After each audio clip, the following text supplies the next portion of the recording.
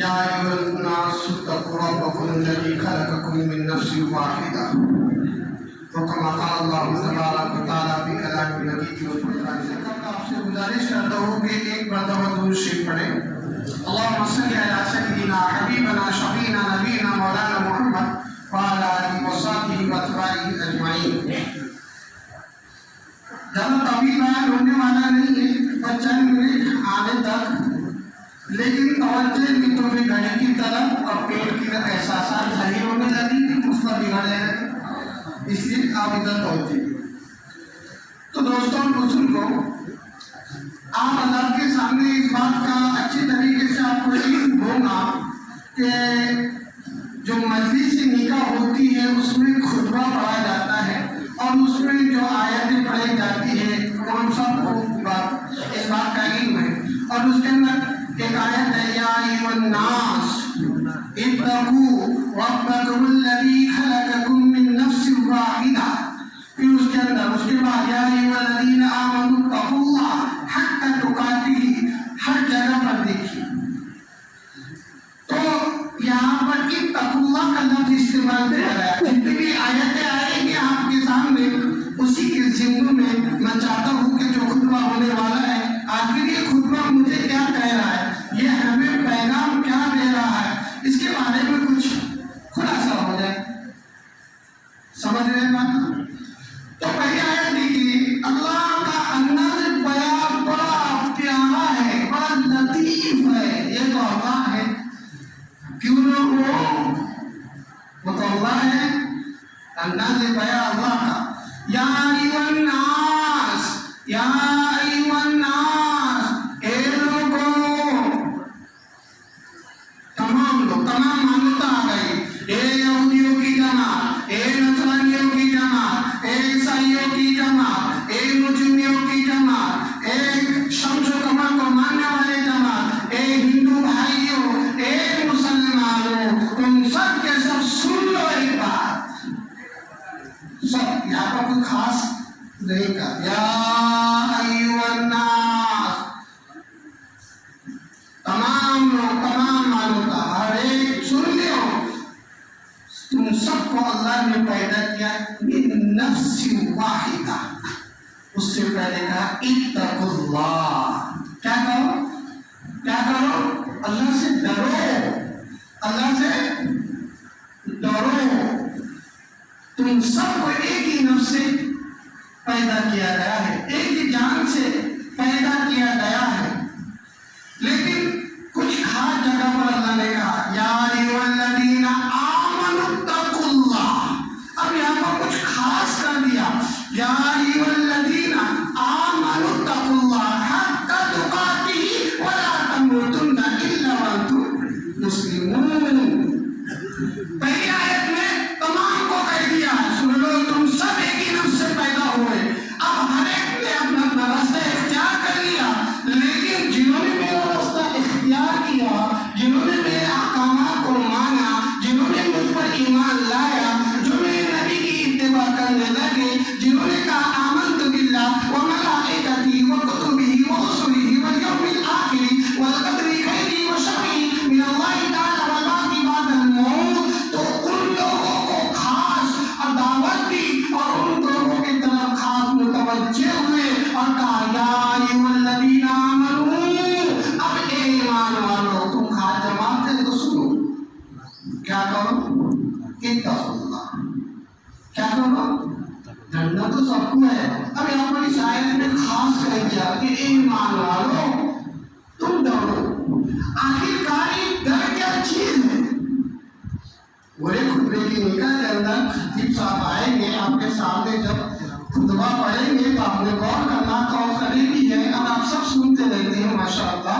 بہت سارے کو تو خطبہ نکاح ویسے سن کر یاد ہو گئے، اور خطیب صاحب نے اگر غلطی سے کوئی آیت بول گئے تو وہ آیت نہیں پڑھی انہوں نے کہا ہے وہ آیت میں تو نکل ہی ہو گیا، وہ چو چو چو چو چو چو چو ہو گیا خطبہ، الحمدللہ رب العالمین نے بول دیا تو خطبہ ہو گیا۔ تو خیر، تو دوستو ڈر، جب انسان کے اندر ڈر آئے گا تو یقیناً ایک مرد میں جب اللہ کا ڈر آئے گا اللہ جل جلالہ و عم نوالہ کے جتنے احکامات ہیں، نبی کریم صلی اللہ علیہ وسلم کے جتنے اقوال، افعال، حرکات ہیں اور جتنے سنتیں، اس پر عمل کرنے والا بنے گا تو اب وہ اپنی بیوی کی بھی حق ادا کرے گا، اپنی ماں کی بھی حق ادا کرے گا، باپ کی بھی حق ادا کرے گا، ہونے والی اولاد کی بھی حق ادا کرے گا، جب اس کے اندر ڈر آئے گا تو، اور جب ڈر آیا تو اسی عورت کے اندر باقاعدہ جب ڈر آ گیا کہ اللہ سے مجھے ڈرنا ہے، اللہ کے سامنے حاضر ہونا ہے، اللہ کے سامنے مجھے گواہی دینا ہے، اللہ کے سامنے میری زندگی پیش کرنا ہے، تو حضرات گرامی پھر وہ عورت اپنے شوہر کی بھی حق ادا کرے گی، اپنے ساس کی بھی حق ادا کرے گی، اپنے سسر کی بھی، ہر ایک کے حق ادا کریں گے، ہر ایک کے ساتھ اس میں سلوک کے ساتھ پیش آئے گی، تنازعات کا مسئلہ ہی ختم، سمجھ رہے؟ جھگڑوں کا مسئلہ ہی، پریشانی یہ ہے کہ ساس بہو میں جمی نہیں رہی، بات واضح ہے، بات واضح ہے، پریشانی یہ ہے کہ ساس بہو میں جمی نہیں رہی، پتہ چلا گھر میں ڈر، اللہ کا ڈر، اللہ کا خوف نکل گیا، کیوں نکلا؟ وجہ اس کی یہ بھی کہی، جب نکل گیا تو بہو نے ساس کو مانا ہی نہیں، اور ساس نے بہو کو بیٹی مانا ہی نہیں، اور یہ کیوں نہیں مانا؟ کیونکہ اللہ کا خوف اس میں آیا ہی نہیں، تو حضرات کرام میں فسادات ہونے لگے، فسادات ہونے لگے۔ یہ ڈر اللہ جو سبق دے رہے ہیں، اللہ سے ڈرو، اللہ سے ڈرو، یہ لازم ہے، یہ ضروری ہے، ہر چیز پہ دوستوں بزرگوں ضروری ہے کہ میں یہ عمل کر رہی ہوں، کل کہیں غلط تو نہیں، اللہ کے سامنے مجھے حاضر ہونا ہے، جب یہ اللہ سے ڈرنے والے بنیں گے، اللہ کے تمام احکامات گھر میں تلاوت کرنے والی بنے گی، نماز کی پابندی کرنے والی بنے گی، اور گھر کے ہر ایک کے حقوق ادا کرنے والی بنے گی۔ جب مرد کے اندر اللہ کا ڈر خوف آئے گا تو گھر کے اندر، ماں کے اندر، بیوی کے اندر کیسا فیصلہ کرنا چاہیے، ہر ایک کے کیسے حق ادا کرنا چاہیے، یہ ضرور کرے گا۔ اور دوستوں بزرگوں، جب ہمارے اندر ڈر آئے گا کہ اللہ کا خوف آئے، اللہ کے سامنے حاضر ہونا ہے، وہ دن آنے والا ہے، وَوُضِعَ الْكِتَابُ فَتَرَى الْمُجْرِمِينَ مُشْفِقِينَ مِمَّا كَانُوا فِيهِ، پوری کتاب واضح ہو جائے گی، سب سامنے آ جائے گا، چھوٹا بڑا گناہ سب واضح ہو جائے گا۔ ارے میں نے کوئی بھی کیا تھا، مجھے تو معلوم بھی نہیں، میں تو بھول گیا تھا، وہ گناہ بھی اس کے اندر لکھ دیا گیا۔ یا لیتنی لم اتخذ فلانا خلیلا، کاش میں فلاں کو دوست نہ بناتا، دوستی کے اندر میں برباد ہو گیا۔ تو دوستوں بزرگوں، وہ ٹائم اللہ کا وہ خوف ہمارے اندر آ جائے گا تو وہاں پر افسوس کریں گے تو کچھ افسوس کام نہیں آئے گا، اور دنیا میں جب ڈر آئے گا تو ہر ایک کے حقوق ادا کرنے والے ہم بنیں گے، تو پھر جو زنا کاریاں، جو بدکاریاں، جو لین دین کے معاملہ، جو خرافات ہو رہے ہیں، وہ سب ختم ہو جائے گے، وہ سب ختم ہو جائے گا۔ اصل مقصد ہی بیٹا ہے، اور آج میرے اور آپ کے ہم سب کے دلوں سے اللہ کا ڈر، اللہ کی دہشت نکل گئی۔ خطبہ کہنا کیا جا رہا، اللہ کا کلام ہمیں پیغام کیا دینے جا رہا ہے، ہم اس پر غور نہیں کرتے۔ گھر کے اندر ہی بے نمازی پڑے ہوئے ہیں، گھر کے اندر ہی بے نمازی پڑے ہوئے ہیں، گھر میں نہ تلاوتیں ہوتی ہے، گھر میں نہ ذکر و اذکار ہوتی ہے، اور یہ امید لگائے ہوئے بیٹھا ہے کہ میرے گھر میں خیر و برکت آئے، میری تجارت میں خیر و برکت آئے، میرے گھر میں امن و سکون آئے، میرے گھر کے اندر راحتیں آئے، میرے گھر کے اندر کوئی جھگڑا فساد نہ ہو۔ درندگی کا سبب تو تو بنا کہ تو نمازی نہیں بنا، تیرے گھر میں تلاوت نہیں، جبکہ نبی نے کہا جس گھر میں تلاوت ہوگی، جس گھر میں اللہ کے تذکرے ہوں گے، جس گھر میں ذکر و اذکار ہوگی، جس گھر کے اندر خوف الہی پیدا ہوا نا، تو وہاں کے شیطان بھی وہاں سے بھاگ جاتا ہے، شیطان بھی بھاگ جاتا ہے۔ مسئلہ تو ہمارا اپنا دکھ رہا ہے، حالات ہمارے سامنے ہیں۔ جب ہمارا اللہ کا خوف ہمارے دل سے نکل گیا تو اصل کا اثر نسل پر پڑنے لگ گیا، اصل کا اثر نسل پر پڑنے لگ گیا۔ میں گناہوں میں ملوث تھا، میری اولاد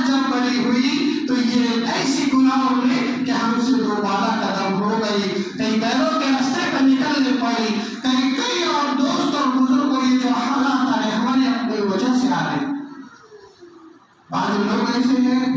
جبکہ رسول اللہ صلی اللہ علیہ وسلم نے نکاح کے بارے میں فرمایا جب جوان لڑکی جس کو دی گئی اور وہ جوان بلوغت پر پہنچ جائے تو اسے چاہیے کہ جلد نکاح کر لے.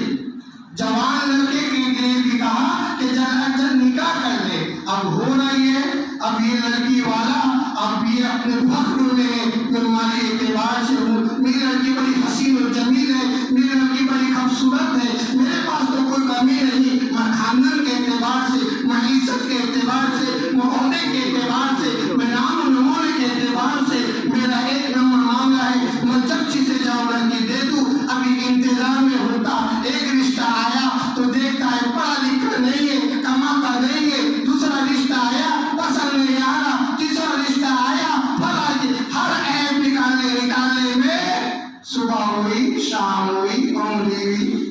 تمام. وقت ایسا جا رہا ہے کہ بیٹی کی مرضی کو سوچا کہ اس کے دل میں جھانک کر دیکھا اتنی باریکیاں نکالنے لگے کہ بس فرشتہ تھوڑی نہ ملنے والا, فرشتہ تھوڑی نہ ملنے والا.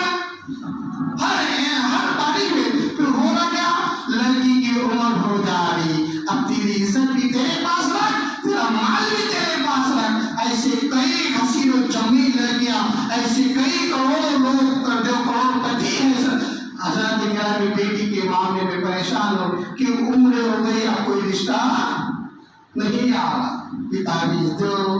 کہ دعا کرو, پھر فلاں کام کرو, کدھر سے بھی کچھ ہو جائے, پھر اخبارات میں دو کھائے. جوان لڑکوں کا ہمارا حال بھی یہی ہو گیا, مجھے بڑی خوبصورت ملنا چاہیے, اس کی ناک اچھی ہونا, اس کے کان اچھے ہونا, اس کے آنکھیں اچھی ہونا, موٹی نہیں ہونا, دبلی ہو. باریک باریک باتوں میں یہ جوان بھی اپنی عمر کو ضائع کر دے گا. حضرات گرامی آخر ہمیں کب تک چلیں گے؟ سب دوسروں کے عیوب کو دیکھتے رہیں گے. کیا میرے اندر عیب نہیں ہے؟ کیا میرے اندر عیب نہیں ہے؟ کون بغیر عیب کا ہے؟ اللہ تبارک و تعالیٰ نے جسمانی اعتبار سے تو ہر ایک پہ رکھا دیکھا جائے تو غلطی ہماری ہو رہی ہے. اللہ کی خشیت نکل رہی ہے, اللہ کا ڈر و خوف نکل رہا ہے. لقد خلقنا الانسان فی احسن تقویم. اللہ نے ہر بہترین ڈھانچے میں انسان کو ڈھانچا ہے, بنایا ہے. دوستو بزرگوں ہر ایک سے بڑھ کر ایک ہے. ہم قدر کریں اور اپنے آپ کو سمجھیں کہ اللہ نے ہم کو ایمان سے نوازا. اللہ تبارک تعالیٰ نے ہمیں کلمے والی زندگی عطا فرمائی. ہم اللہ کو ایک کہنے والے ہیں, ہم غیروں کی طرح نہیں ہے کہ ہم غلط کام کریں. کیا اصل میں ہو رہی ہے کیونکہ میں اصل ہوں تو میں اصل خود برے راستے پر جا رہا ہوں, تو اصل کا اصل نسل پر در نسل ایسے چلنے لگا کہ دوستو بزرگوں اے دین واقعات ہمارے سامنے آ رہے ہیں. یہ معاشرہ کدھر کو جا رہا ہے؟ اس لیے حضرات گرامی میرے آپ سے یہی گزارش ہے, ہمارے گھر کو ماحول والا بنائے, گھر کی تعلیم والا بنائے, نمازیں ہمارے گھر میں ہو, قرآن کی تلاوتیں ہمارے گھر میں ہو, ذکر و اذکار ہمارے اندر ہو. جب ہمارے اخلاق بنیں گے تو اوروں پر اثرات اچھے جائیں گے. اور وَإِنَّكَ لَعَلَىٰ خُلُقٍ عَظِيمٍ, دین جو پھیلا ہے اخلاق کے ذریعے پھیلا ہے. اس لیے ہمارے نبی کے بارے میں کہہ دیا وَإِنَّكَ لَعَلَىٰ خُلُقٍ عَظِيمٍ, نبی کے اخلاقوں میں بالا تر آپ ہے. اور جنت میں جب ہم جائیں گے تو نبی کے اخلاق ہمیں ملیں گے. جب ہمارے اخلاق بنیں گے تو ہمارے ہندو بھائیوں پر بھی اچھے اثرات جائیں گے, ہمارے پڑوسی بھائیوں پر اچھے اثرات جائیں گے. ہمارے ہی اپنے حرکات کی وجہ سے مبذر ہو رہے ہیں, ہمارے ہی اپنے حرکات اور ہمارے صحیح نہیں, افعال ہمارے